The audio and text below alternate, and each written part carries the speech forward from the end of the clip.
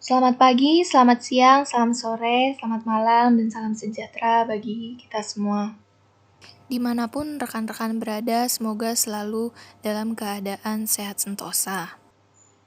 Yang terhormat Ibu Dr. Purwati Kuswarini, MSI, Bapak Dr. Romi Faisal, MPD, dan juga Bapak Diki Muhammad Haidir, MPD, serta teman-teman yang saya banggakan. Pada kesempatan kali ini, izinkan kami dari kelompok 6, kelas B, untuk memaparkan atau mempresentasikan hasil kajian kami mengenai penelitian kausal komparatif. Sebelum memasuki pemaparan materi, izinkan kami juga untuk memperkenalkan anggota kami terlebih dahulu. Yang pertama itu ada Nendea Angelica, yang kedua ada Cynthia Obeafau, yang ketiga ada Stefani Putri, dan yang keempat ada Imron Hairul Saleh. Nah, untuk mempersingkat waktu, kita langsung saja ke pemaparan materi pertama yang akan dipaparkan oleh rekan saya, Cynthia. Kepadanya dipersilakan. Baik, untuk materi yang pertama yaitu sesuai dengan judul dari materi kita kali ini, yaitu penelitian kuantitatif, metode penelitian kausal komparatif. Nah, maka materi yang pertama ini kita harus mengetahui terlebih dahulu apa itu pengertian dari penelitian kausal komparatif. Nah, penelitian kausal komparatif adalah penelitian yang diarahkan untuk menyelidiki hubungan sebab akibat berdasarkan pengamatan terhadap akibat yang terjadi dan mencari faktor yang menjadi penyebab melalui data yang dikumpulkan. Menurut Kerlinger, penelitian kausal komparatif atau causal comparative research yang disebut juga penelitian ex post facto adalah penyelidikan empiris yang sistematis di mana peneliti tidak mengendalikan variabel bebas secara langsung karena keberadaan dari variabel tersebut telah terjadi atau karena variabel tersebut pada dasarnya tidak dapat dimanipulasi. Nah, penelitian ex post facto atau penelitian kausal komparatif berarti penelitian di mana si peneliti berusaha menentukan penyebab atau alasan untuk keberadaan perbedaan dalam perilaku atau status dalam kelompok individu. Nah, pendekatan yang digunakan dalam penelitian ini tentu saja adalah pendekatan kuantitatif. Nah, penelitian ini merupakan salah satu dari jenis penelitian kuantitatif yang mana merupakan salah satu metode penelitian yang erat dengan metode penelitian korelasi.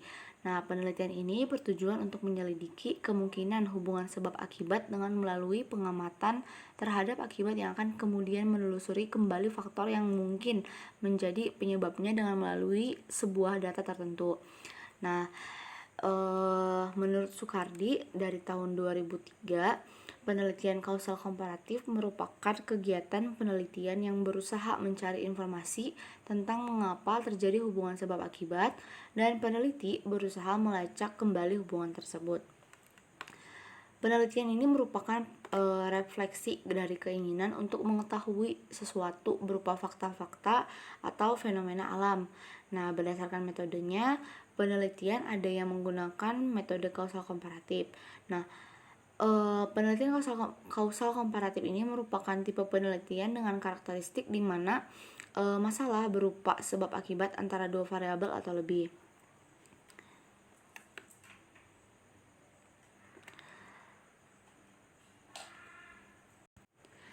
Menurut Guy pada tahun 2010 mengumumkan bahwa studi kausal komparatif atau ex post facto adalah penelitian yang berusaha menentukan penyebab atau alasan untuk keberadaan perbedaan dalam perilaku atau status dalam kelompok individu. Dengan kata lain, penelitian kausal komparatif adalah penelitian yang diarahkan untuk menyelidiki hubungan sebab akibat berdasarkan pengamatan terhadap akibat yang terjadi dan mencari faktor yang menjadi penyebab melalui data yang dikumpulkan. Nah, materi selanjutnya yaitu tujuan penelitian kausal komparatif. Nah, untuk tujuan sendiri, penelitian kausal komparatif ini memiliki tujuan untuk menyelidiki kemungkinan hubungan sebab akibat berdasarkan pengamatan terhadap akibat yang ada dan mencari kembali fakta yang mungkin menjadi penyebab melalui data tertentu. Baik, di sini saya Stefani Putri akan menyampaikan materi selanjutnya mengenai karakteristik penelitian kausal komparatif.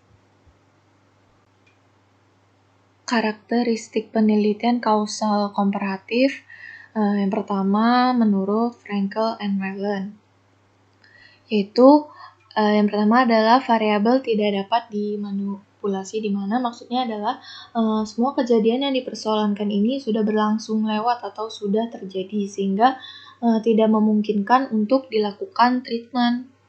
Kemudian yang kedua adalah menyelidiki hubungan sebab akibat antara variabel independen dan dependen atau perbedaan yang sudah ada di antara kelompok individu. Nah, peneliti itu berusaha untuk menentukan penyebab atau akibat dari perbedaan itu sudah ada di antara kelompok individu. Peneliti memulai dengan mencari perbedaan yang dicatat di antara dua kelompok dan kemudian mencari kemungkinan penyebab atau konsekuensi dari perbedaan tersebut. Lalu yang ketiga ada biasanya membandingkan dua atau lebih kelompok subjek. Selanjutnya adalah karakteristik menurut Donald Ari. Nah, penelitian kausal komparatif dilakukan setelah perbedaan-perbedaan dalam variabel bebas itu terjadi karena perkembangan kejadian itu secara alami. Nah, hal ini sebenarnya berkaitan dengan variabel yang tidak dapat dimanipulasi, di mana penelitian ini merupakan penyelidikan atau penelitian empiris yang sistematis, di mana peneliti tidak mengendalikan variabel bebas secara langsung karena keberadaan dari variabel tersebut telah terjadi atau karena variabel tersebut pada dasarnya tidak dapat dimanipulasi. Jadi memang semua kejadian yang dipersoalkan tersebut sudah lewat sehingga tidak memungkinkan untuk dilakukan treatment. Selanjutnya adalah prosedur penelitian kausal komparatif. Itu bisa diartikan sebagai tahapan atau hal-hal apa saja yang perlu kita perhatikan saat kita melakukan suatu penelitian kausal komparatif. Nah, di sini ada menurut Frankel and Whelan. Yang pertama adalah mengenai perumusan masalah. Langkah pertama untuk merumuskan masalah dalam penelitian kausal komparatif itu umumnya adalah dengan mengidentifikasi dan mendefinisikan fenomena-fenomena tertentu, kemudian untuk mempertimbangkan kemungkinan penyebabnya atau akibatnya dari fenomena tersebut. Contohnya adalah seperti ini, jika peneliti tertarik dalam meneliti suatu kreativitas mahasiswa. Nah, pertanyaan atau suatu rumusan yang bisa kita ajukan adalah contohnya seperti apakah yang menyebabkan kreativitas. Kemudian mengapa hanya sedikit siswa yang memiliki kreativitas tinggi sedangkan lainnya tidak. Kemudian ada juga mengapa beberapa siswa yang awalnya terlihat memiliki kreativitas pada akhirnya kehilangan karakternya dan seterusnya. Nah, ketika penyebab-penyebab yang memungkinkan telah diidentifikasi, peneliti biasanya akan memasukkannya ke dalam sebuah pernyataan yang lebih spesifik atau rumusan masalah yang ingin diteliti oleh peneliti. Nah, dalam contoh yang tadi, peneliti mungkin akan menyatakan tujuan penelitiannya berbunyi seperti ini, untuk menguji kemungkinan perbedaan antara siswa dengan kreativitas tinggi dan yang memiliki daya kreativitas rendah. Nah, selanjutnya ada sampel. Ketika peneliti telah memformulasikan pernyataan rumusan masalah dan juga hipotesis jika sudah ada, maka langkah selanjutnya adalah untuk memilih sampel dari individu yang akan diteliti. Nah, hal penting di sini adalah untuk mendefinisikan atau menentukan dengan hati-hati karakteristik yang akan diteliti, kemudian memilih kelompok-kelompok yang memiliki perbedaan karakteristik. Pada contoh yang tadi disebutkan mengenai kreativitas siswa. Nah, maka peneliti harus menentukan makna dari kreativitas sejelas mungkin. Jika memungkinkan, diberikan juga definisi operasionalnya. Contohnya seperti ini, siswa yang memiliki daya kreativitas tinggi dapat didefinisikan sebagai siswa yang telah berhasil mengembangkan sebuah produk saintifik atau artistik. Nah, yang ketiga adalah instrumen penelitian. Nah, di penelitian kausal komparatif ini tidak ada batasan dan jenis-jenis instrumen yang mungkin akan digunakan dalam penelitian kausal komparatif. Jadi, tes prestasi, kuesioner, interview terjadwal, ukuran-ukuran attitudinal atau sikap perilaku, serta alat-alat observasi lainnya itu dapat digunakan pada penelitian ini. Lalu yang terakhir adalah mengenai desain penelitian. Nah, desain dasar penelitian kausal komparatif melibatkan pemilihan dua kelompok atau lebih yang berbeda dalam variabel tertentu. Nah, variabel tertentu ini merupakan variabel yang menarik minat peneliti. Kemudian variabel tersebut dibandingkan dengan variabel lainnya. Seperti karakteristik pada penelitian kausal komparatif, di sini tuh tidak ada manipulasi yang akan dilakukan. Kelompok akan berbeda dalam 1-2 hal. Contohnya seperti salah satu kelompok memungkinkan memiliki sebuah karakteristik atau kriteria yang tidak dimiliki oleh kelompok lain, ataupun kelompok berbeda dalam karakteristik yang telah diketahui. Nah, ini ada prosedur lain atau planning untuk penelitian kausal komparatif. Nah, ini merencanakan atau prosedur penelitian kausal komparatif. Yang pertama ada menemukan atau mengemukakan masalah penelitian. Nah, biasanya ini dalam bentuk pertanyaan. Apakah hubungan antara variabel A dan variabel B, atau apakah pengaruh variabel A terhadap variabel B. Namun jenis penelitian ini variabel yang terlibat adalah variabel yang tidak secara langsung dimanipulasi oleh peneliti. Peneliti kemudian menyatakan hipotesis tentang hubungan yang diharapkan dan mendefinisikan variabel dalam istilah operasional. Lalu yang kedua adalah memilih 2 grup atau lebih untuk dibandingkan. Perlu diingat bahwa peneliti yang melakukan penelitian kausal komparatif ini mencapai variasi yang mereka inginkan bukan dengan memanipulasi variabel secara langsung, tetapi dengan memilih individu yang variabelnya ada atau tidak ada, kuat atau lemah. Jadi kedua kelompok ini harus berbeda pada variabel yang diminati. Kemudian yang ketiga ada tentukan apakah pertanyaan atau rumusan masalah memerlukan desain proaktif atau retroaktif. Nah, ada 2 jenis penelitian untuk penelitian kausal komparatif atau juga yang disebut penelitian ex post facto. Jenis ini ada proaktif dan retroaktif. Desain penelitian proaktif dimulai dengan subjek yang dikelompokkan berdasarkan variabel independen, seperti seorang karyawan dipertahankan atau dipromosikan. Peneliti kemudian membandingkan kelompok yang sudah ada sebelumnya pada pengukur variabel dependen seperti kepercayaan diri, kesehatan mental, dan kinerja akademik. Kemudian ada penelitian retroaktif. Nah, penelitian ini mencari kemungkinan penyebab anteseden atau variabel independen untuk variabel dependen yang sudah ada sebelumnya. Contohnya, apakah siswa lulus dari sekolah menengah atas atau putus sekolah adalah variabel yang tidak dapat dimanipulasi. Oleh karena itu, peneliti akan menggunakan penelitian retroaktif untuk menyelidiki hipotesis tentang kemungkinan penyebabnya seperti pembolosan, sikap tentang sekolah, ambisi, dan pendidikan orang tua. Nah, mungkin sekian pemaparan yang dapat saya sampaikan. Mohon maaf bila ada kekurangan. Materi selanjutnya akan disampaikan oleh rekan saya. Terima kasih. Baiklah, terima kasih kepada pemateri sebelumnya yang telah mempersilahkan saya untuk menyampaikan sedikit dari yang telah saya ketahui terkait penelitian kuantitatif kausal komparatif. Nah, di sini saya akan menyampaikan bagaimana langkah-langkahnya. Nah, sebelum kita mengetahui langkah-langkahnya, mungkin sebelumnya sudah disampaikan ya penelitian dari kuantitatif kausal komparatif ini pengertiannya apa. Namun di sini bentuk penegasan bahwasannya penelitian ini yang diarahkan untuk menyelidiki hubungan sebab akibat berdasarkan pengamatan terhadap akibat yang terjadi dan mencari faktor yang menjadi penyebab melalui data yang dikumpulkan.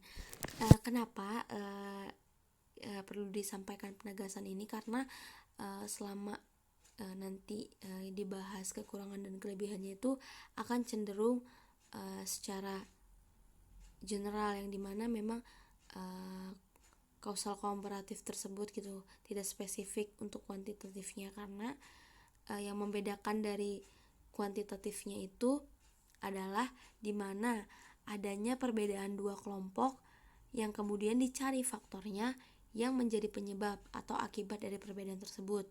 Nah, ini dengan kata lain ini membandingkan antara dua atau lebih variabel.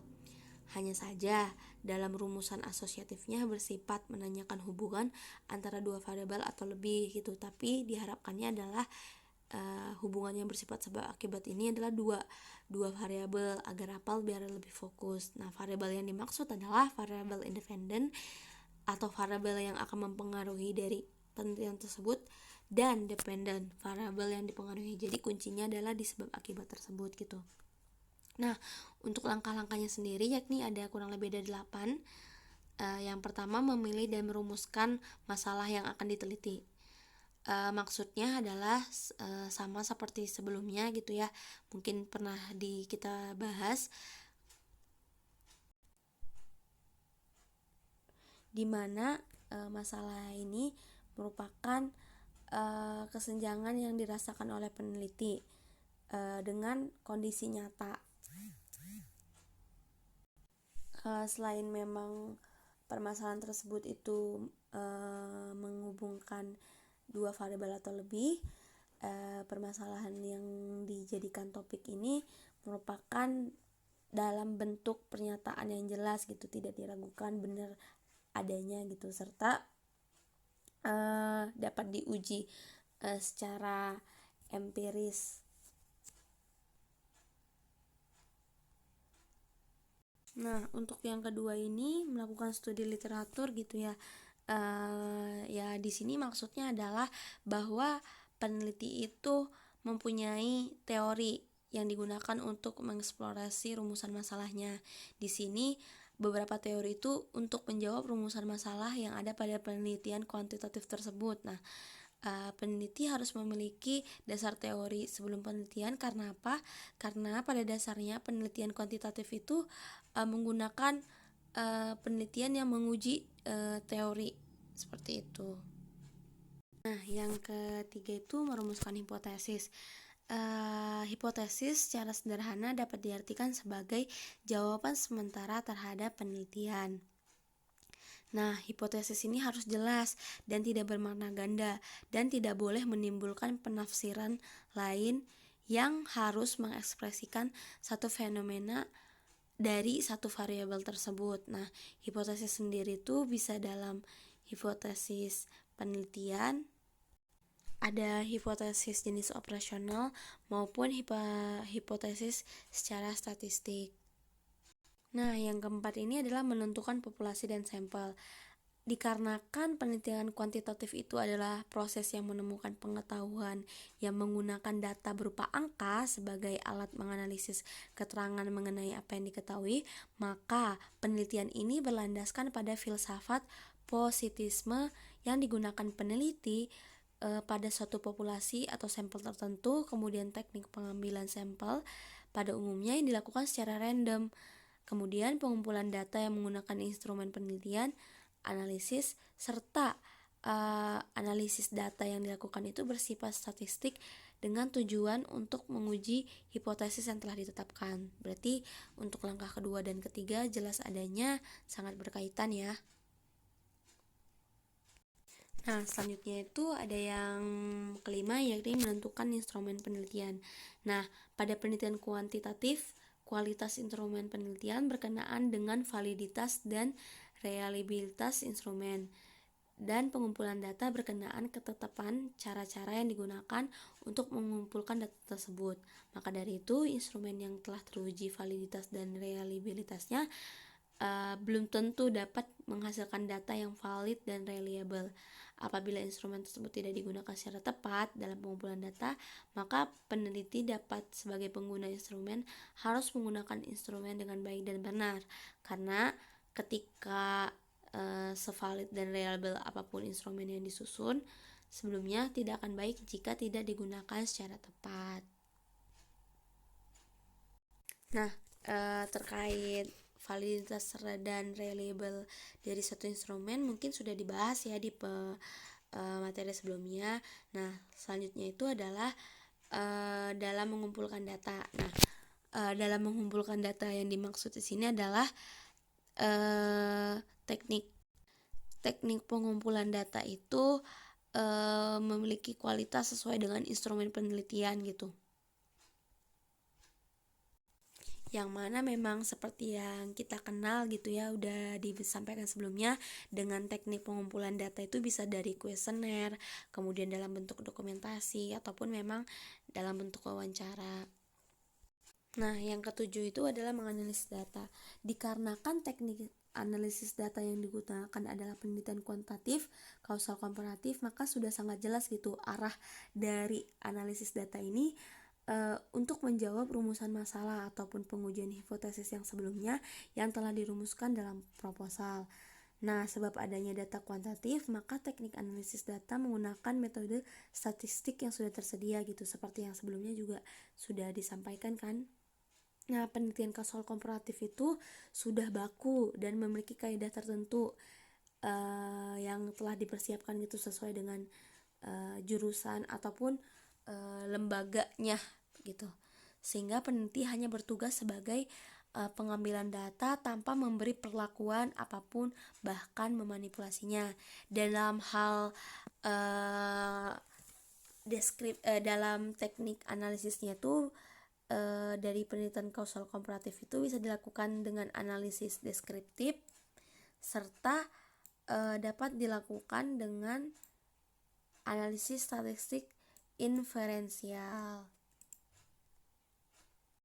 Nah, yang terakhir itu menyusun laporan penelitian. Nah, ini dalam konteks adalah penyelesaian studi gitu, dalam untuk penyebaran pengetahuan yang berkaitan dengan penelitian yang udah kita lakukan tadi di lapangan, dengan menyocokkannya dengan teori yang udah ada, seperti itu.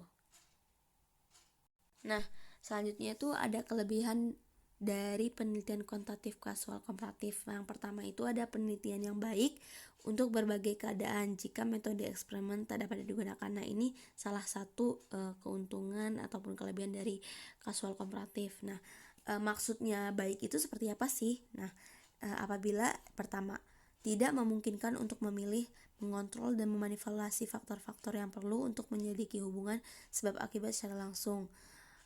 Yang kedua, apabila pengontrolan terhadap semua variabel kecuali variabel bebas sangat tidak realistis dan dibuat-buat, yang mencegah interaksi normal yang lain-lain variabel yang berpengaruh.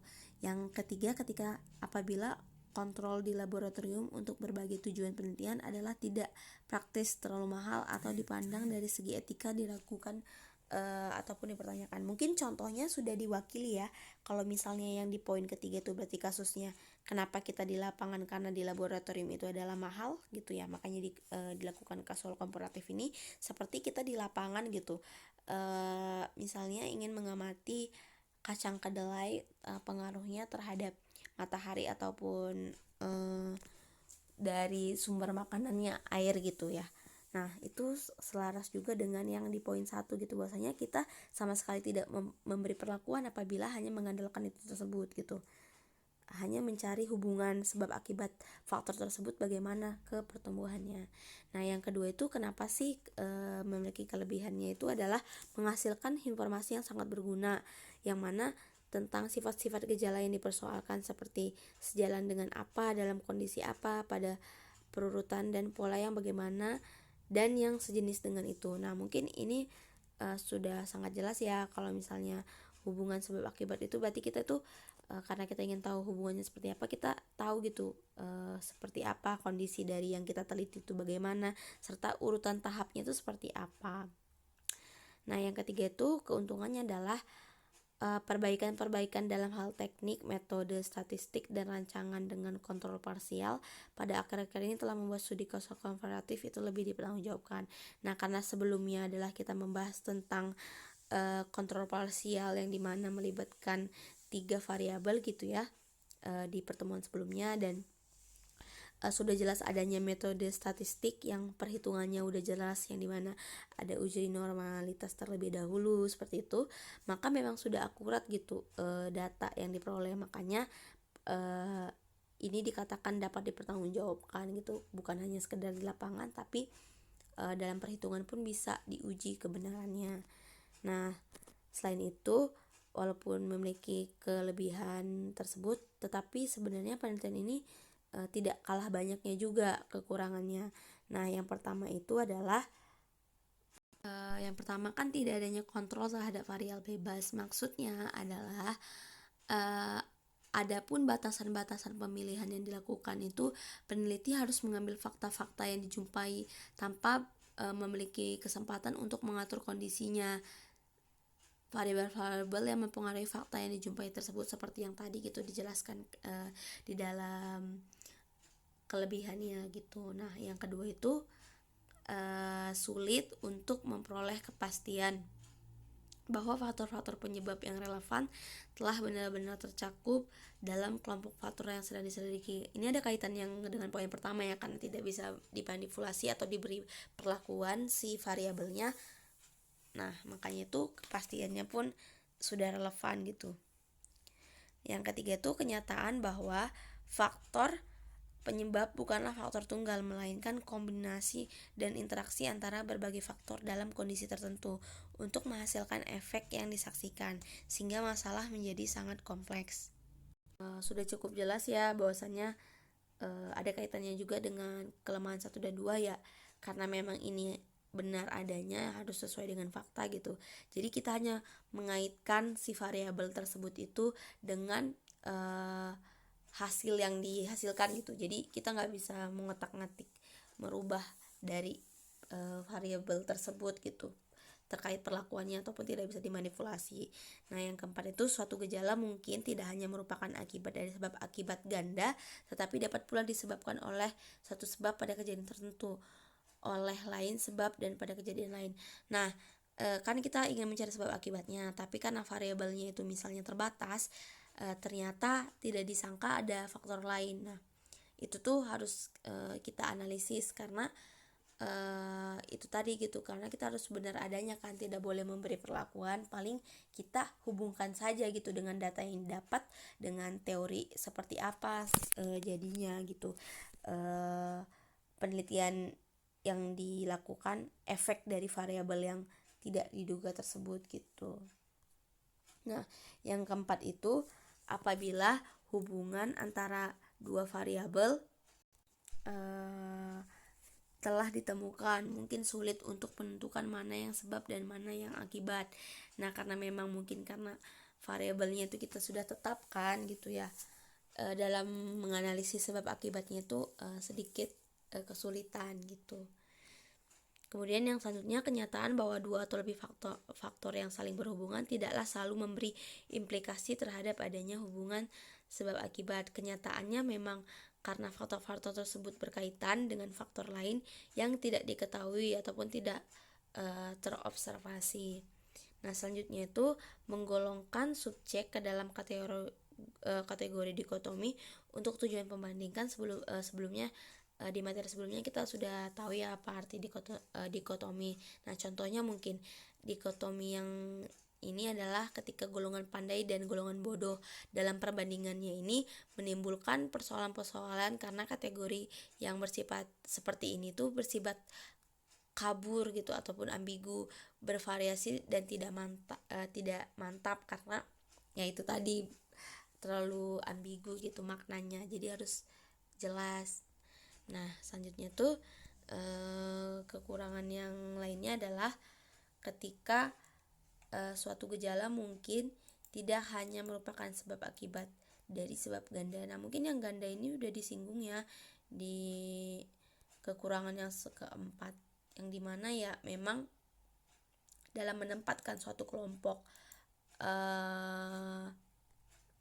ganda itu sebenarnya karena subjeknya tidak memungkinkan ada pemilihan subjek secara kontrol dalam situasi alami, sehingga dalam menempatkan kelompok yang telah ada mempunyai kesamaan dalam berbagai hal kecuali variabel bebas yang dianggapnya itu sulit gitu. Jadi kita tuh harus pintar-pintar juga ya dalam penelitian kita lakukan itu menentukan yang mana variabel bebas maupun variabel kontrolnya gitu, sehingga tidak adanya kontrol pada variabel bebas yang menjadi masalah utama dalam penelitian kuantitatif, terutama kasual komparatif. Nah, mungkin cukup sekian yang dapat saya sampaikan terkait kekurangan, kelebihan maupun langkah-langkah dari penelitian kuantitatif kasual komparatif.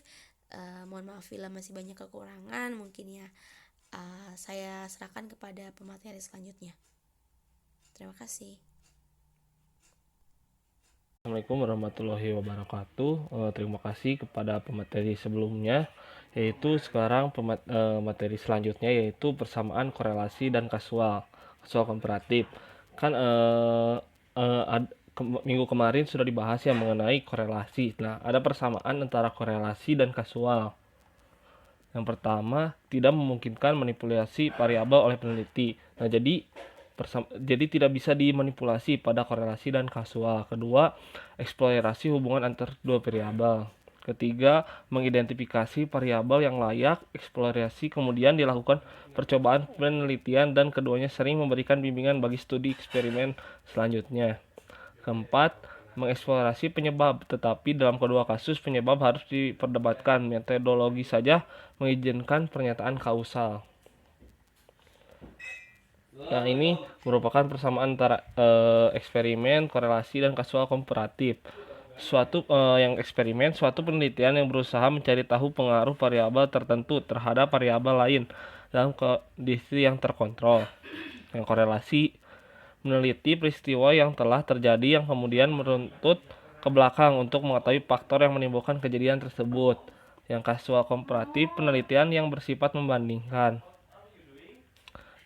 Selanjutnya, yang eksperimen lagi dengan mudah menentukan siapa yang menjadi responden secara bebas. Yang korelasi tidak dapat menentukan responden secara bebas. Terus eksperimen kerangka teori bersifat fungsional. Terus yang korelasi kerangka teori bersifat deduktif. Yang kasual komparatif sama kerangka teori bersifat deduktif. Selanjutnya yang hipotesisnya bersifat definitif atau direksional. Yang korelasi hipotesisnya deskriptif. Terus yang kausal komparatif hipotesisnya menggunakan hipotesis komparatif. Selanjutnya yaitu penelitian tepat dilakukan. Penelitian ini tepat dilakukan ketika peneliti ingin mengetahui dampak variabel bebas kepada variabel terikat, tetapi data tentang variabel dan terikat sudah tersedia. Nah, menurut Samsudi 2009. Cukup sekian materi yang dapat saya sampaikan. Wassalamualaikum warahmatullahi wabarakatuh.